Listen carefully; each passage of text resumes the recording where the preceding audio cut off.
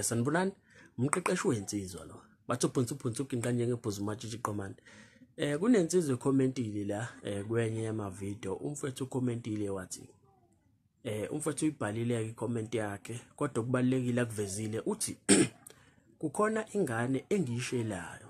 Ithi ayikho ready for ukungena kwi relationship. Isanezinkinga eziningi. Ibala personal issues and family issues. So ayivala lapho kumfuthu. So angithembeke mfuthu njengoba kade isho kanje ibingasho efonini yabona ngoba la ekhaya asikholelwe ukuthenini intombazane kufanele uyishele efonini. Usuke uyigwala mangabe wenze njalo. Kufanele uyiqonde ngqo intombazane ukhulume nayo. So ngiyathemba ke ibingakusho efonini. So uyabona ke intombazane mangabisho kanje kuwena. Ithi angakakulungeli ukuba sebudlelaneni. I'm not ready for a relationship. One kungenzeka mhlambe kade ake sithi nje uthola inamba wasuhlela umhlangano. Then lo mhlangano wenu mhlambe wena ubusuyimpintshele khoneni usuyitshela ukuthi uyayithanda impilo yakhe ingashintsha ibenye into mangaqoma umuzi umjida esezincengela nje yabo kwaba ukona ukuthi mhlambe intombazane ayigculisekile ngawo uqobo mhlambe indlela obukeka ngayo mhlambe isakhiwo sakho nje uyabona okanye mhlambe ubuwena nje indlela ocabanga ngayo nobuka ngayo umhlaba yangagculiseka yabo.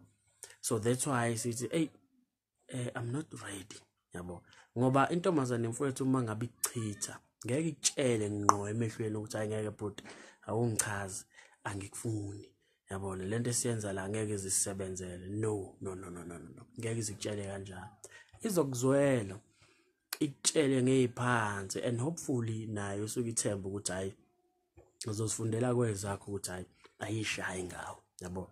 So that's why it's I'm not ready for a relationship yabo ikubalela inkinga ubani umuntu ongenayo inkinga kahle kahle sonke sinenkinga yabo. Okwesibili ke mangathiwa ke ubungayimpintshe ekhoneni ngamagama uzama ukuyilokha. Okwesibili mhlawumbe okungenzeka ingakutshela lokhu ungazange uyimpintshele ekhoneni ngamagama ngoba vele iya understand ukuthi njengoba uhlangana nayo yabona inhloso yakho yini ngayo uzimisele ngayo uyayifuna kusuke obvious yabo approach intombazane isuke ibona vele ukuthi hayi lo uyangifuna yabo umcabango oqala ofikayo then bese yenza mhlawumbe ukuthi hayi anginjalo mhlawumbe wena wistabana yabo ufuna ukuba umngane nayo intombazane yabo njalo yabo kodwa nje into yokuqala mangabe umuntu wesilisa approach intombazane so ngitshela ukuthi hayi uyangifuna lo yabo. So mangabe ubhekana nesimo esikanje uma intombazane ithi kwena I'm not ready for a relationship akuyona into embi leyo kuwena yabona ngoba mangabe ithi I'm not ready for a relationship akusho ukuthi ngeke izikunikeza impahla enkulu yabo.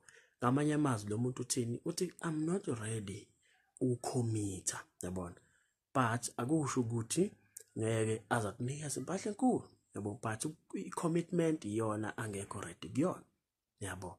So uma ke mhlambi isho kanje kwena I'm not ready to be in a relationship ibalele inkinga zayo well wena into ekufanele uyenze khombisa ukuthi hayi uyakwamukela lokho ekushoyo and uyincoma ukuthi yazi inkosazana into enhle le oyishoyo noma oyivezayo uyakhombisa ukuthi uyazazi abantu abaningi bayahluleka ukwenza njengoba wenza yabo.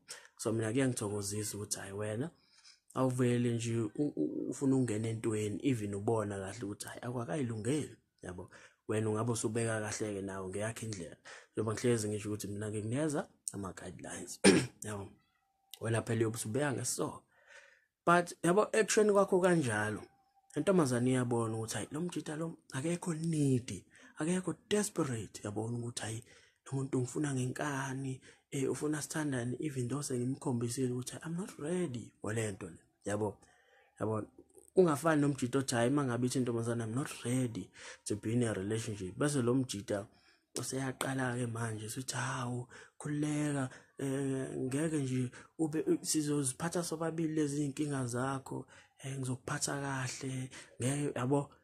Iyamtshela ingane ukuthi I'm not ready, but yena wenza njani? Siya push ngenkani, yabona.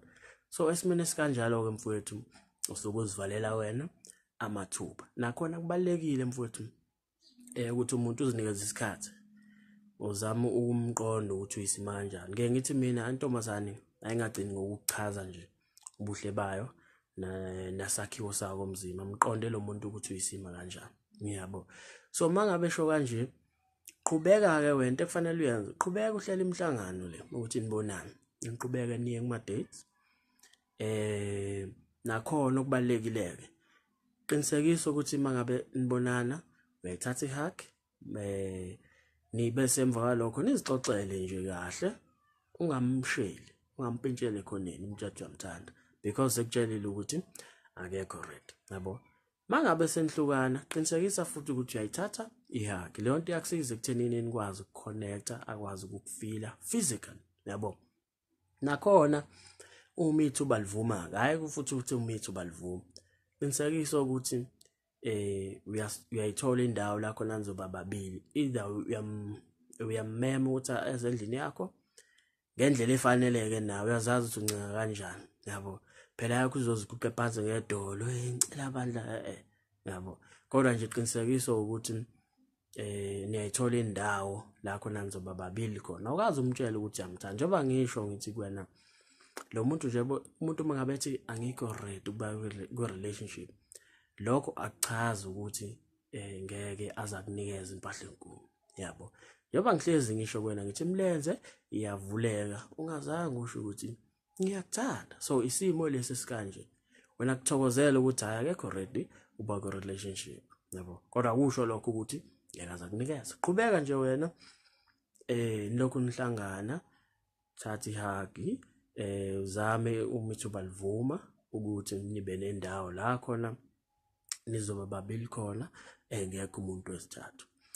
Qhomisa ukiss mangabe kuvuma, njengoba ngisho mfowethu ukuthi njengoba esho kanje, that doesn't mean ngeke azakunikeze, yabo. So ngiyathemba ke mfowethu uzokwenza ngendlela ekufanele. So mangabe unesifiso sokubhalela umqeqeshi wensizwa, ungambhalela ku-email ethi mqeqeshiwezinsizwa@gmail.com ukuze mina nawe sokwazi isibonisane ngodaba lakho. Ukhumbuleke mfowethu ukuthi kamqeqeshi wensizwa ikhaya lenjabulo. Sho mfowethu.